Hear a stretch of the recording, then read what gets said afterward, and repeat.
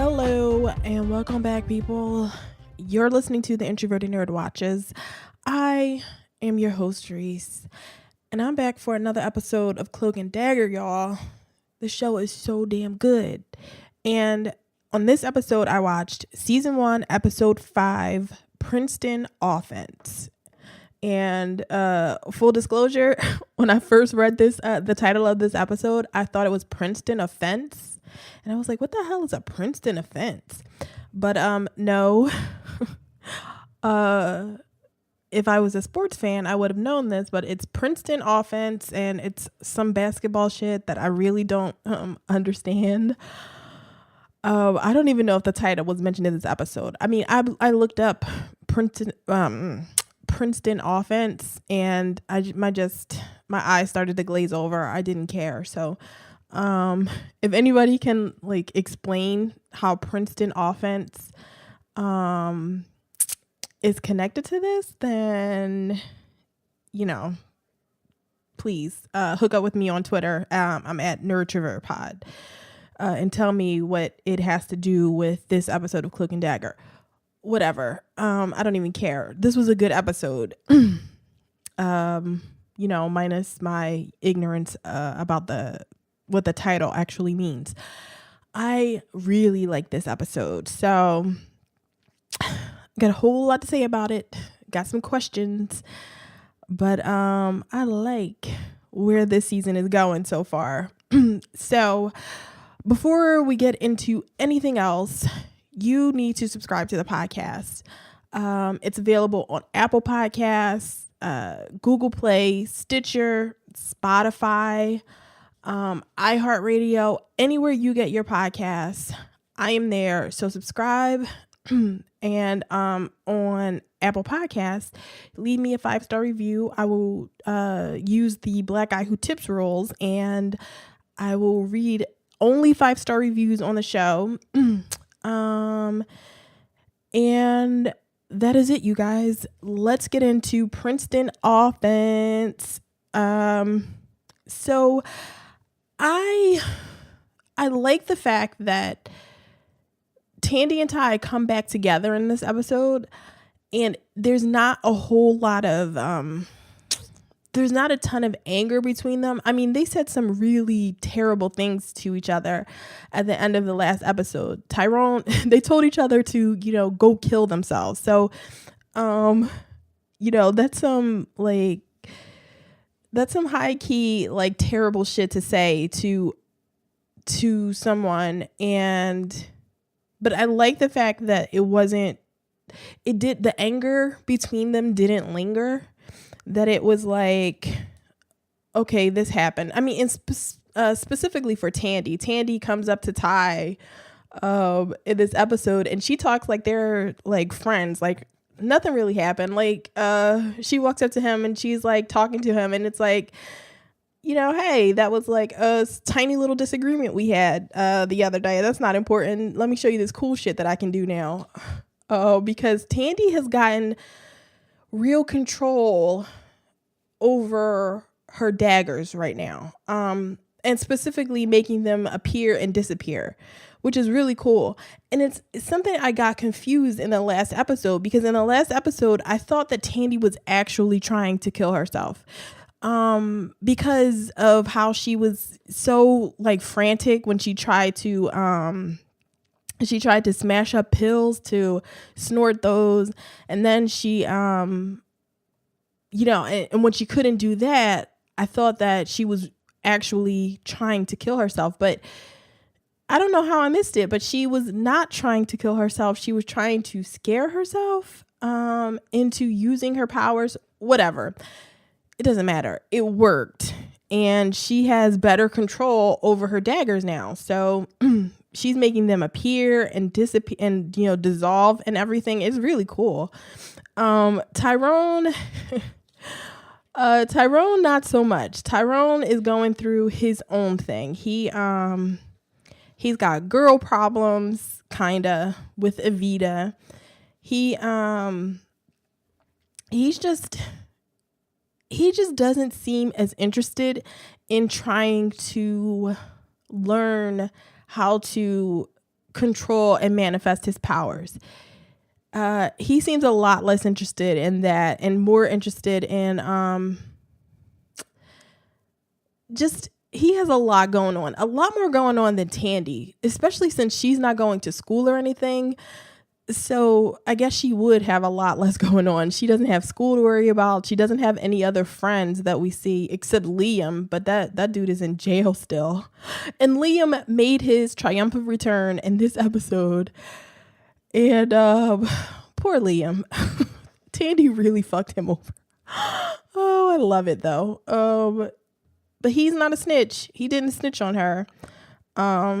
So good on him, I guess. I'm not that type of person though. If I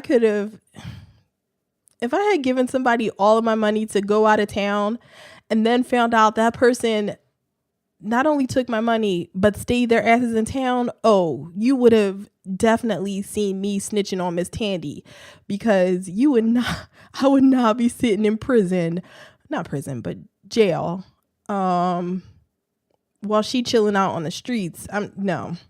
So, Tandy is just so lucky that all of these people are nicer to her than I could ever be in my entire life to anybody. Oh, she's so much. Tandy's a lot to handle. I love her and I want her and Ty to be together, but she is a lot.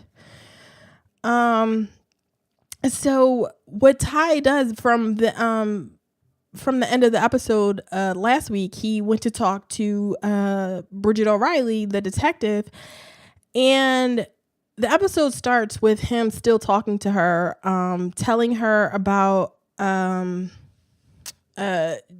they do a lot. Okay, they do a lot. Bridget O'Reilly does a lot in this episode where she's trying to hide things out in the open. So Tyrone is there at the police station telling her about asshole cop. What is his name? I've been calling him asshole cop so much I forget his real name. Connors. I forget what his real name is, but he's asshole cop to me. And that's all he is through my notes. So I never wrote down his real name, so I don't know what his real name is. So he's telling her about how asshole cop is stealing drugs from the evidence locker. How he shot his brother, and he's telling her all of this, and she's kind of she's listening to him, but she's kind of pretending like she's still doing the bike thing from like his bike has been stolen, so she's pretending that that's what he's really there about. And I really like this scene because Tyrone is back there at the police station, even though he's still anxious. Not as anxious as he was the last time where he sort of got overwhelmed and had to leave, but he's still really anxious being at the police station. He thinks he's kind of paranoid and he thinks everybody is looking at him. And he asks Bridget if they can leave. And she says, she obviously tells him, no, they can't leave. But I really like the way they play that. Like his fear or, his nervousness didn't disappear, but he's, this is more important for him to try to do things differently, which is both of his and Tandy's lesson. Try to do things differently. And he actually asks Bridget if they could get asshole cop for killing Billy. And unfortunately, no. She says no, they can't get him because as far as the police station is concerned, that cop didn't exist. And now he's a vice cop. So everything that he does is hidden and he's protected. So there's no way to get him. And I felt so bad because, obviously, I never expected him, the asshole cop, to get in trouble for shooting Billy in any official capacity. I thought that it would all have to come sort of outside of the law, but to have it like there in your face that who killed your brother, You have the person, right there who killed your brother, but you can't get justice. At least not the way you were trying to. And this is for both him and Tandy. Both Tyrone and Tandy go to Bridget trying to do things differently, trying to go through an official channel, and they both sort of get slapped down. Tandy goes to talk to her about the rich kid trying to rape her, and that was her first step in trying to right her life, and she's sort of kicked in the teeth for it. She doesn't get any, there's really no help, as far as there's nothing Bridget can do, which fucking sucks. And the same thing for Ty. He can't do anything either. So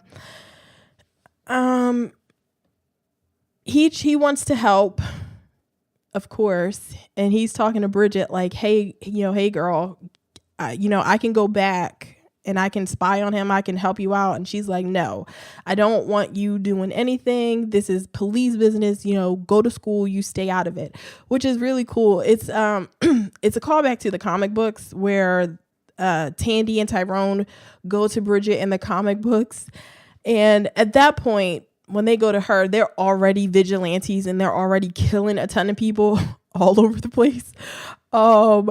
But it was kind of a cool callback where he wants to help, but Bridget is like, no, and he actually listens instead of what they do, what he and Tandy do in the comic book, which is like basically murk everybody. So that's cool. Another thing about Bridget O'Reilly has a lot going on.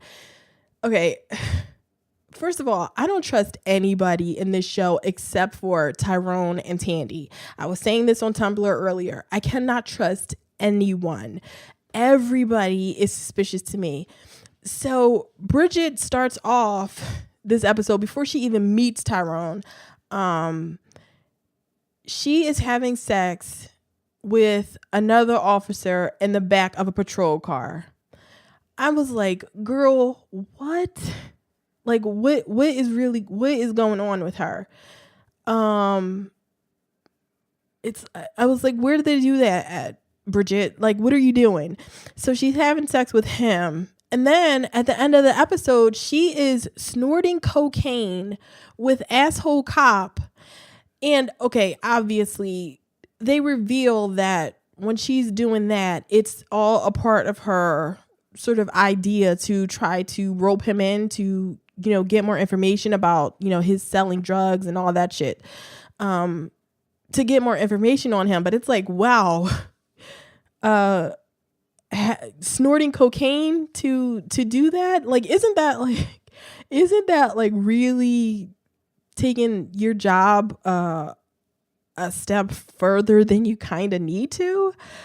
You can't say that Bridget O'Reilly is not dedicated to her job, because oh my God. So that's what she has going on in this episode. She's trying to get closer to asshole cop and get more information about the shit that he's doing. So she's going above and beyond.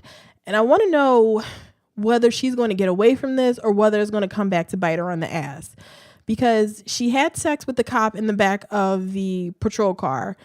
And later in the episode, she's trying to get more information about from him about asshole cop, about, drugs being sold in the city. And this cop's thing is like, hey, the drug thing is better. Like, the city is better now for whatever asshole cop is doing is working. And the drugs are, everything is sort of better. So he doesn't really want to get into it. So it's like, I mean, maybe you kind of wasted your time having sex with that guy, but okay. Do you, boo? And then she's snorting coke with I think it's cocaine, with asshole cop. And she's trying to buddy up to him. And I do wonder, is he so sort of...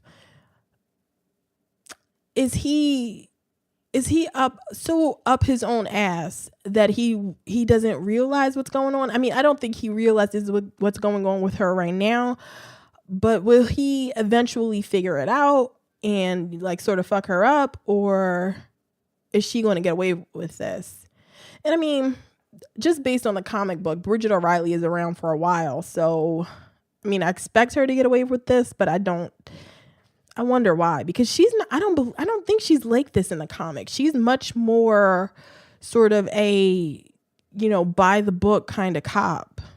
So this new Bridget O'Reilly, I'm kind of digging her. I mean, she's out of her. I don't trust her, and she's out of her damn mind. But I'm digging what she's doing right now.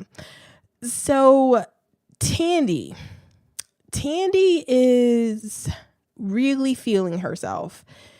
She, like I said earlier, is controlling her daggers. And she goes to Tyrone's school, and what she's trying to do, she took those papers, the evidence from Pink Robe Greg's office last week, and now she's in the church. She has all these papers like spread out all over the place. It's like that Charlie Day gif from It's Always Sunny in Philadelphia, where he's got papers and stuff hanging everywhere, and it's like that's what Tandy is like, except a little less confused, but still she is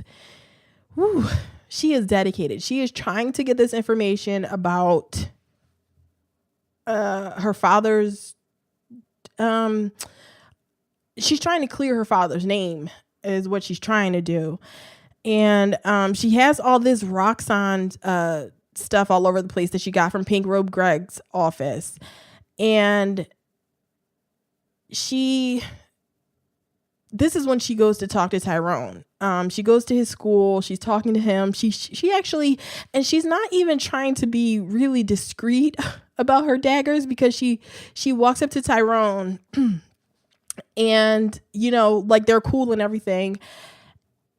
And he's like, what the fuck are you doing at my school right now, Tandy? Like, he's trying to be like, he's trying to be discreet about it, but she is not. She just walks up to him like, hey, like, I'm chilling here. Like, what are you doing? And she shows him that she can control her daggers, and she's doing it in the middle of the hallway. So I'm like, Tandy is bold. And I like that about her right now. I mean, it's probably not a smart thing to just be whipping those daggers out all over the place, but I like that she's really she's feeling it, and she's confident. She's more confident about this.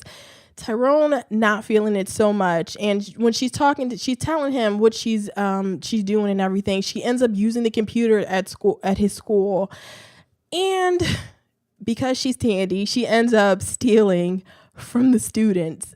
She uses one of her daggers to cut open lockers. She takes one of the school uniforms, and she steals an iPad and some other shit. And it's like, oh my God, Tandy. Like, really? Tyrone did a nice thing, let you use the computer and the printer, and you come in and you steal from his classmates. Girl, we can't take you anywhere.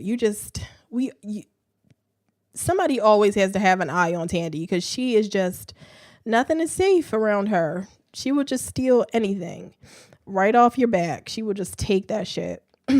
So,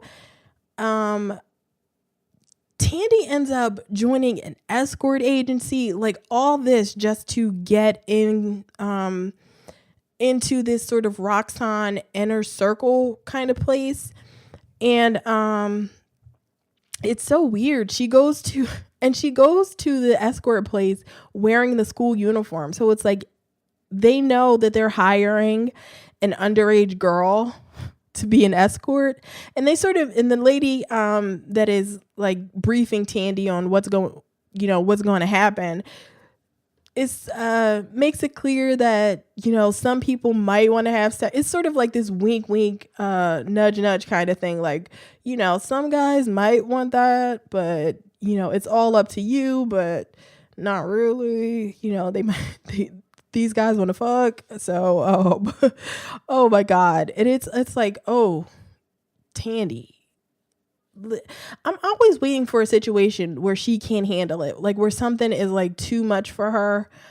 But up until now, Tandy is like, she can really handle herself, which is such a, I really appreciate it, because in the comic, especially in the earlier comics, Tandy is such the damsel in distress, where the men are constantly trying to save her, like the pretty blonde girl, and everybody and the men just have to save her. She needs so much help.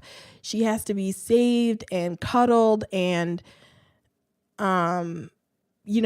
just, I could not stand it. So, and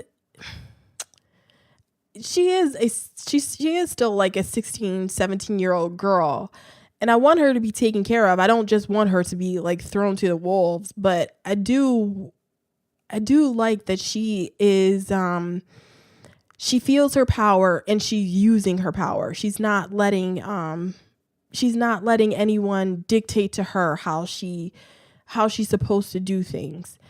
And I really appreciate that. So Tandy's an escort for a little while. And her plan is to go to the party, to like a Roxxon get together party kind of thing, and to use her power of seeing people's hopes and dreams by touching them, and to, just to try to get more information about, you'll see these people's hopes and dreams, and you'll get more information about what's going on around Roxxon. And so Tyrone is like, please stop. He doesn't want her to do that. And we see, as the episode goes on, the more Tandy uses her powers, the more Tyrone is sort of dragged into it. And I feel like, I'm not exactly sure why, but I'm thinking that it's because her representing the light and him representing the dark, there's balance in that. And Tandy's using her powers. Tyrone is not. He's trying to avoid it. So the balance is thrown off. So the more she uses him, the more he has to use his powers, the more things get thrown out of whack for him. So I'm thinking that's what's it. But if somebody else has, another idea, or if they actually know, I would appreciate you telling me about that, because, share information, people. Just be nice. So Tyrone, my dude has all kinds of problems right now. So not only is that shit with O'Reilly going on, they can't prosecute Asshole Cop. Then he goes back to school and things are sort of up in the air with Evita. So he sees Evita in the hallway. There's like a pep rally going on because the big championship basketball game is coming up. And, she decorated his locker. I guess that's sort of tradition. A girl decorates, her boyfriend's locker, or just a guy from the team's locker. And, he says thank you to her. He's like, he's kind of feeling her right now, which I'm like rolling my eyes about, because I don't trust Evita, but whatever, I'll calm down. So Evita makes the comment after he, says thank you, he really liked it. Evita makes the comment that, what are friends for? And Ty phase drop everything, because they kissed in the last episode. And I think, he thinks that there's more, things were more serious between them. But Evita thinks they're just friends. And what happens is that one of his teammates gives a girl in the hallway his Letterman jacket. So apparently giving your Letterman jacket to a girl is this really important thing, and he hasn't done that for Evita, so they're not official or something. I don't get the whole, give your jacket, your Letterman jacket to a person means that we're together. Like, aren't those jackets expensive? Don't you have to pay for that shit? That's not just, I mean, maybe it is. Maybe if you play a sport that shit is free, but it was always like my understanding that you have to pay for that kind of stuff. I never did team sports, so I don't know that life, but I mean, it's my understanding that you had to pay for that stuff. So he's basically given, he has to give Evita his expensive ass jacket. And he has a black mother and a black father. I cannot believe that his parents, if they paid for that jacket, his parents would be like, what the fuck happened to that jacket? And he would be like, yeah, mom, dad, I gave it to Evita because I wanted her to be my girlfriend. And his mom has to say, you didn't pay for that jacket, so I'm going to need you to go to Evita and get that jacket back right now. Like, we don't do that here. At least that's what my grandma would say. My grandma would be like, you don't own that. I'll let you borrow it. Like, I didn't own anything when I was growing up, so I can't imagine like giving somebody my stuff and having my grandmother be okay with that. Just be like, oh, you gave it to such and such a school? That's cool. Nope. Wouldn't have worked like that in my household. But whatever. Maybe Ty's parents are different than mine. So, the other thing that Ty has to deal with is his asshole white teammates. So the dude that sort of instigated the beat up of Ty a few episodes ago, it starts talking to him about how he's playing so much better and basically telling Ty, it's a good thing we beat your ass. You should be thanking us for beating your ass because it got you back on track. And I'm like, motherfucker. Like I so wanted Tyrone to, I just wanted him to punch that dude in the mouth. Like, really, I wanted him to jump on him and just wail on his stupid face because I could not stand it. To have this white kid telling his black teammate that he basically deserved his beating, like, nah, dude, no. I could not, I hate that guy's face. I want him to die. That's really bad. He's supposedly a teenager, but that guy really looks like 25 because I swear he's balding. So I want that guy to die. He's he's going to grow up to be a bad person that runs Roxxon Corporation. He has to die early. I give permission for that. Like, he sucks. And Tyrone had to dap him up, Tyrone is the king of bottling up his feelings because, he is so much better than me. I could not have bottled that up. To have the motherfucker standing in my face telling me that I needed to get my ass beat and he wants me to thank him for beating my ass because I'm playing better now, and then he wants to dap me up. But Tyrone did because that's what Tyrone does. He's not a person that wants to make waves. And so he daps him up in the hallway. And it's like, I felt so terrible for him. Terrible that he's, his parents sent him to this school to get a better education. They moved him out of his old neighborhood to get a better education. And everything, sort of the way it is growing up as a black kid, I guess. Well, not I guess. I was a black child at one point, but I never faced anything like that. Maybe because I was an not an introvert, and I didn't want to talk to a lot of people, so I never had a situation where I would have teammates or anything. So sports suck. Like, really. They suck. I don't get it. I will never understand team sports. So they have, so Ty goes home to his mom, and he was actually, when Ty was talking to Tandy earlier in the episode, he's not really excited by basketball right now.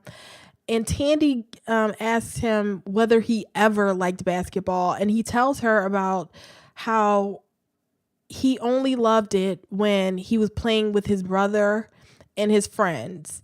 And that's when he sort of gets really animated, and he lights up when he starts talking about it. Um but all the joy has sort of been sucked out of it now. Billy's gone. Um just there's no joy in it for him anymore. So when he goes home and he talks to his mom, he sees a picture on the wall, and it's of Billy and his two friends. And he's talking to his mom about um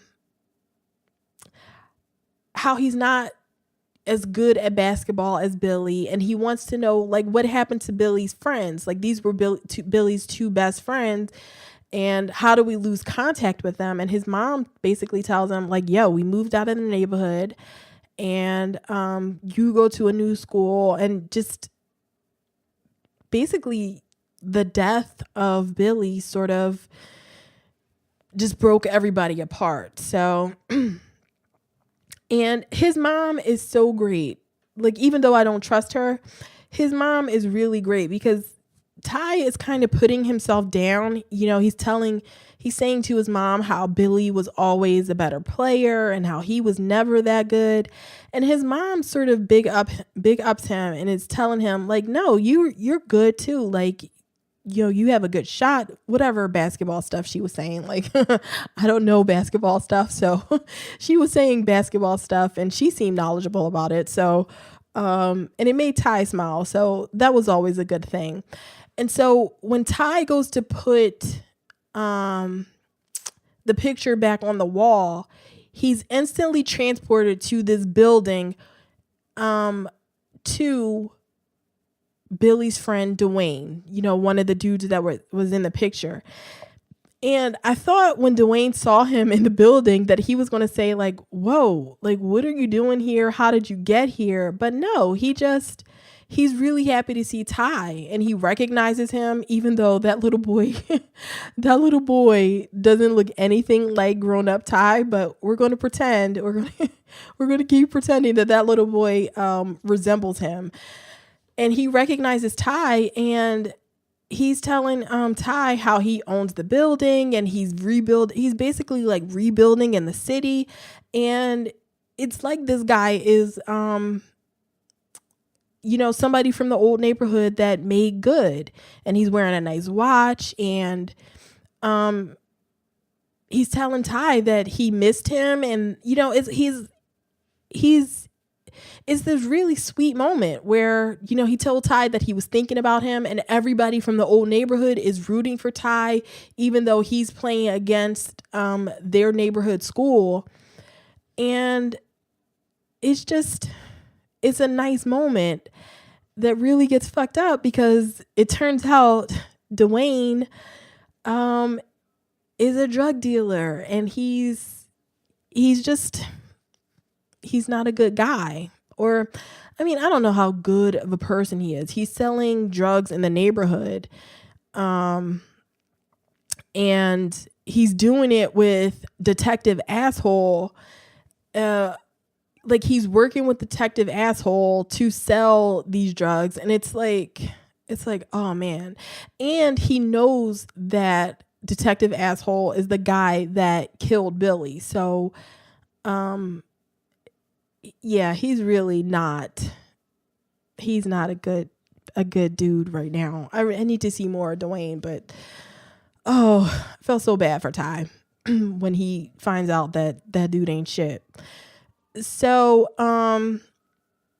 when Tandy, the game is Ty is playing in the game is on, and what Ty sees in the game is that the black kids from that they're playing against from Hancock, that's what the school is called, are getting called for fouls and being mistreated by the refs the way Ty was getting mistreated earlier in the season. So this is not just a Ty thing. This is these just in case you didn't know, they're making it clear these refs are just racist. And so they're calling they're getting the calls are getting called for Ty, like he's benefiting, but it's because of the racist ref. And when Ty realizes that's what's going on, everything in him, you can sort of see like the light die in his eyes when he realizes, oh, so they're just racist. And he kind of deflates, and it's so, oh, Ty broke my heart a few times in this episode, like seeing him realize that the ref is racist. He's only getting this call because he goes to the better school. And I guess he's considered the better black right now, while those other black kids are there. It's so it's so terrible, racism. It's so awful. So another thing that happens is while Ty is playing in this game, Tandy is at the party, and she's using her powers all over the place. So she's touching people, and she's seeing their dreams or their hopes. And one thing that keeps reoccurring is that this one guy is appearing in everybody's hopes and their dreams, and they're doing something different to him and everyone, and one, the person that she touches has this guy, who his name ends up being Peter Scarborough. So they have him like taped to a wall and like torturing him.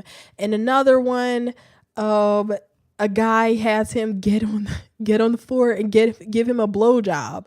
Like, it's some wild shit going on. I'm like, and Tandy is like laughing at it. It's such a funny moment where she goes into this person's dream, and you see the same guy who was being tortured in one person's dream, get on the floor and give this other guy a blowjob. And it's such a great moment. So Tandy is using her powers, and it's like sort of, I don't know whether it's draining Tyrone or whether it's making him, or whether her using her powers is sort of, is making his powers manifest more. Because what happens is they go off the court. It's like halftime or something like that. And he goes to the locker room with his teammates, and he feels off. So he sits down on the bench, and when he covers up his face, he immediately teleports to where Tandy is. Oh, and before that, first, while he's playing the game, his ball, like he's holding the ball and the ball teleports to where Tandy is. So like, he's on the court, like holding the basketball, and then all of a sudden it disappears and appears where Tandy is. It drops right in front of Tandy, and it's just a basketball drops out of the sky. And it's such a cool moment to see how they're connected, but it's really funny. So Ty appears in front of Tandy, and he's like, "What are you doing? Like, you're doing something. Whatever you're doing is bringing me here. You need to stop. You can't do this shit. Like, come on, girl, stop it."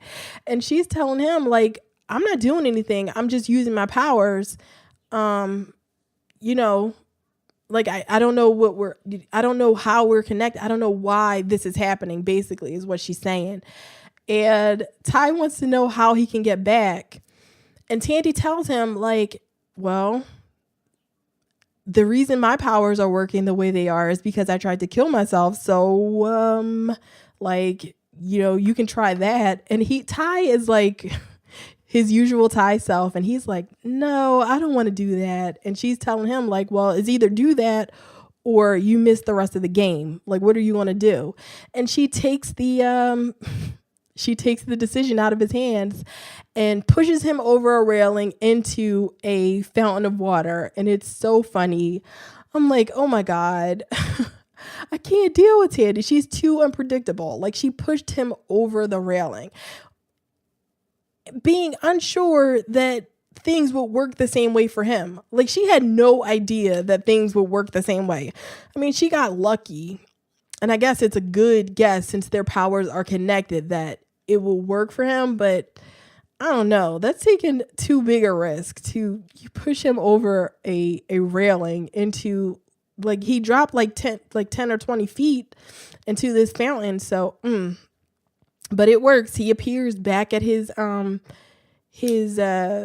the basketball game, and when he goes on the court, people start touching him, and he sees all of their nightmares. So the white referee touches him, and the nightmare he sees from the referee is, I believe, he's scared of black people. And then some of the other players start touching him, and he's seeing one player get beaten by their father, and another player feels like I believe they feel like they're being they're living in a war zone, so they're wearing like all of this protective gear. So I think you're supposed to get that this player feels like his actual neighborhood is a nightmare, and it's a war zone, and he feels unsafe there. Another player is being beaten into a gang.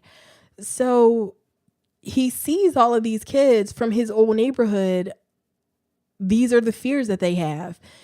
And Ty sort of he loses the game, basically. I don't know whether it's a tie game or whatever. He takes the final shot that could win the game, and he ends up missing the shot. He loses the game, and Hancock won. And you see Ty smile when he sees his teammates like all, sad, ready to cry, and he starts smiling like, yep, see, he got a win there. So I appreciate that. So Ty and Evita, this is where the shit with Evita comes up. So Evita, he meets Evita in the priest's office. He breaks into the priest's office. He meets Evita. And when he's talking to her, I don't trust her. I can't. I don't trust Evita. Something about her just isn't right. So he goes to talk, when he's talking to her, he thinks that he wants to give her his Letterman jacket, and he's telling her about it, and I don't know what she's doing. Is she playing coy? Is she trying to manipulate him into wanting to give her his, like, I'm really placing a lot of probably menace into Evita when it doesn't need to be there, but something about her isn't right. And she tells, at one point she tells Ty that she sees him and she sees what's going on with him. And she tells him later in the episode that she recognized what he did on the basketball court by missing the shot and all that. And she tells him that, I pay attention and I see you and I see what's going on with you. I don't like it. Evita, at the end of the episode, sneaks into Ty's room, and poor Ty, he sees her in his room and he thinks that she's there to give his Letterman jacket back because he gave her his Letterman jacket and all that. And she's like, Ty, come on. Like, would I be sitting here in the dark waiting in your room to surprise you just so I could give you your stupid jacket back? Like, come on, my guy. Be more observant, Ty. Pay attention. And that's where I agree with Evita. It's like, Ty, she was not sitting in your room in the dark waiting for you to come home just so she could give you your fucking Letterman jacket. She could have dropped that thing on your front porch if she just wanted to give you the jacket back because you're a loser. So stop it. So Ty and Evita have sex. She spends the night, and I'm like, where are his parents?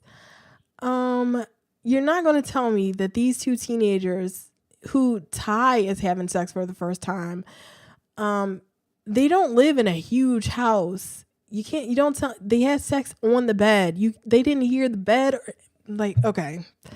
This is like, we don't even see them have sex, so I don't know whether who knows what they heard or what could be heard. I don't, okay. I'm not even going to get into it because it's probably not worth getting into, but so they have sex. Evita spends the night. Like, where are her auntie? Like, okay. Um um so she spends the night, she leaves in the morning, and this is when Ty lays back on his bed. He puts something over his face, and this one is when he transports to where Dwayne is, and he hears the conversation between asshole cop and Dwayne about how the drug thing is going, and how asshole cop shot his friend, and that's why they're working together, or that's how he's like manipulating asshole cop, all that. So Tyrone hears all that, and then he leaves. He's like disappointed in Dwayne. And with Tandy is going through the some of the information that she got, and she sees a name signed to a lot of the forms that her father's name is signed to. The person's name is Ivan Hess. His name is on a lot of the blueprints and a lot of the forms and stuff, like right under her father's name. And it turns out Ivan Hess is the father of a woman named Mina Hess. And Mina Hess, they have like these bookend sort of like commercials that are advertising Roxxon, about how basically saying how good of a company Roxxon is. So Mina Hess is doing this commercial, and she's talking about how Roxxon took care of her after her father was killed in an accident. They took care of her. They took care of her education, and now she works for Roxxon. So why is this Mina Hess working for Roxxon after kind of the same situation that happened with Tandy's dad? Like, her father dies because of something that Roxxon did, but they took care of her, and Tandy and her mom are out on their asses. Another thing we see with Peter Scarborough is that Tandy sneaks over to his house. She finds out where he lives. She goes to his house and she fakes a flat tire. And this dude is a real dick. Tandy asks if she can use the phone. And she tries to play the perky cheerleader girl. And this guy was having none of it. She asked to use the phone, and he's, she says, "Would you mind if I use your phone?" And he's like, "Yes." I'm like, oh my God. Just in case you thought that he might be a nice guy, he is not. And he actually changes Tandy's tire himself. And when his back is turned, Tandy takes out one of her daggers, and she's about to stab him, but instead she touches him. And his dream is him wading through the lake or the river, wherever that is, and picking up all the money off of all the dead bodies that Roxxon killed. So he's picking over dead, like, this is his dream. His dream is a terrible dream. He doesn't care about any of the people that are dead. It's just like, oh, these people have money. I'm going to take all this money off of these dead bodies. And one of the people that you see Ivan Hess, who jumps up and tries to attack him, but he drowns the guy, and his hard hat floats over to Tandy, and it's Ivan Hess that he ends up killing. And I think what Tandy is going to try to do is go to Mina Hess for help, trying to bring down this Peter Scarborough, because I guess she's the only person who can help. She works for Roxxon now. Her father used to work there, but maybe her father was not like Tandy's father. He was just going to stick with the status quo, but I don't know, but I can't wait to see what happens with this Mina Hess, because Tandy goes to see her at the end of the episode, and it should be really cool to see what's going to happen between them. Will Mina Hess want to help? Does she know what happened with her father? Does she know how suspicious it was the way that he died? Or, well, we don't know really how he died. We just have Peter Scarborough's dreams of, just all of these dead bodies floating around. So we don't really know what happened at Roxxon, like what kind of accident he died in. So I can't wait to see what happens next week. I was about to say last week, but what happens in the next episode. Episode 6 coming up, you guys. We're getting closer to the end of the season. I think there's only 10 episodes. I should probably go check on that, but I'm so bummed that there's only going to be 10 episodes. Maybe, probably. So that's the end of the episode, you guys. You should follow me on the socials. Follow me on Twitter at NerdTravertPod. You can follow me personally on Twitter at my personal account at the Ms. Introvert. And use the hashtag NerdyWatch to chat with me and live tweet with me, because I live tweet this show every week. And I live tweet some of the other stuff that I watch. So hook up with me on Twitter or Instagram. I'm at the Introverted Nerd. And like the Facebook page at facebook.com/theintrovertednerd. And if you want to send me some email feedback, send it to theintrovertednerd@gmail.com, and we can talk all about Cloak and Dagger, or Saved by the Bell, or when Fear the Walking Dead, when that comes back. So get in contact with me, talk to me, chat with me, love me. And that's it, you guys. So until the next episode, later.